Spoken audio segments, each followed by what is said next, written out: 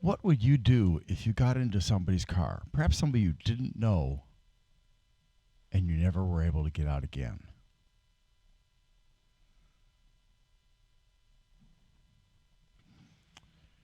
After moving back to the United States from Indonesia, I didn't have a job. I didn't have a source of money. I had state aid, and I was a mess. My kids were a mess. We'd lost my wife, and her family had gone crazy and treated us, especially me, very badly. So I opted to protect my kids by fleeing the country. It was scary. So, in order to get groceries, I would travel by bus to the grocery store. Winter, spring, summer, autumn, riding the bus. And I would come home with bags and bags of food. They were heavy. Sometimes I would have to pause as I walked to the bus stop after I got my groceries in order to give my arms, my hands a rest. One day I grabbed my backpack and my bags to go to the grocery store. And as I walked out to the bus stop, which was a couple blocks away. And as I was standing at the bus stop, a car pulls over, and inside are a young couple. The woman's driving. She's attractive. He's attractive. She leans over and she asks me if I'd like a ride. And I was like, well, I'm going to the grocery store. She said, okay, we'll take you there. And she did not seem, dangerous or anything like that. When she leaned over the man in the passenger seat, she did like this to cover her shirt so it wouldn't flop forward and expose her breasts. So I hopped in the back seat behind her, and I talked with them as we went. I told them about some things about my family, about the loss of my wife and raising two kids on my own. And I said, is there anything you'd like from the grocery store? Is there something I can get for you? And they said, no, it's fine. I asked if they liked peaches, and they said yes. And so I went in, I got my groceries, went back out to the car, put them inside, and I gave them a jar of peaches, one of the types that I really liked that had some spice in it, which I believe was amaretto kind of flavor, or like maraschino flavor, sweet almond. And I said, here, this is for you. Thank you for driving me and taking me home. And they seemed pleased.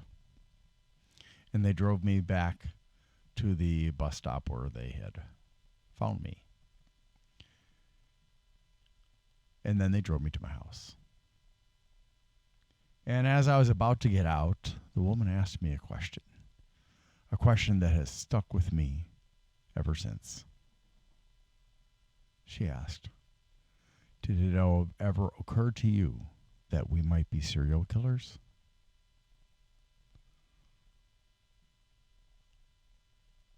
I didn't know how to answer that. It was pretty surprising, I must admit, because neither of them came across as anybody sinister.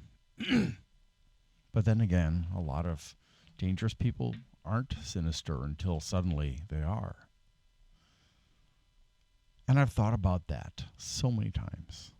I thought about, I should have said, how do you know I'm not a serial killer or a psychopath? The truth of the matter is they could have been a couple who likes to kill. And they could have picked me as their victim because I was on the side of the road wearing a backpack. And I had no mustache.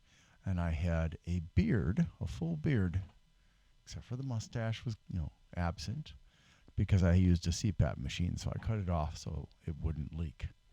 And my beard was down, I don't know, somewhere around to here, maybe. It was my grief beard. After my wife died, I stopped shaving for a year. So maybe when they picked me up, and they did intend to kill me, they saw me as some kind of street bum, and they decided that they were going to dispose of somebody disposable. I guess that once they realized I wasn't as disposable as they'd hoped, that they didn't want to kill me. Or maybe it was the peaches. Or maybe it was something else. Or maybe they weren't serial killers or psychopaths. To this day, I don't know. I never saw them again.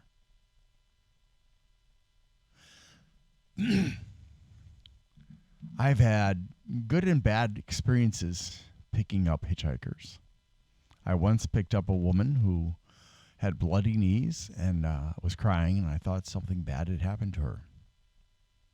She turned out to be a drug addict, and she was asking me to take her somewhere to get some drugs, and she was offering sex. I picked up shortly after I picked her up, I picked up a man, and when she started doing that, I was like, "No, I'm not going to do that for you. I don't want to have sex with you." And the man asked to be let out. And so he got out. I continued to drive to where she said she wanted to go, but she wouldn't get out. She was very difficult. And I didn't know what to do. Well, finally, I happened to see a parking cop, and I said, "I'm going to get that officer over here and get you out of my car." And so, because she wouldn't get out. So I went and got the cop, and while I was doing that, she got out of the car and left. Another time I picked up a lady and her little son in the middle of a snowstorm. And I took them home, and when I got them to their home, I was with a friend. The lady offered to cook us dinner, and I said, "No, we're fine, thank you. You needed help, and I was happy to help you." So I've had good and bad experiences, but that with the two people, the man and the woman, is something I'm never going to forget.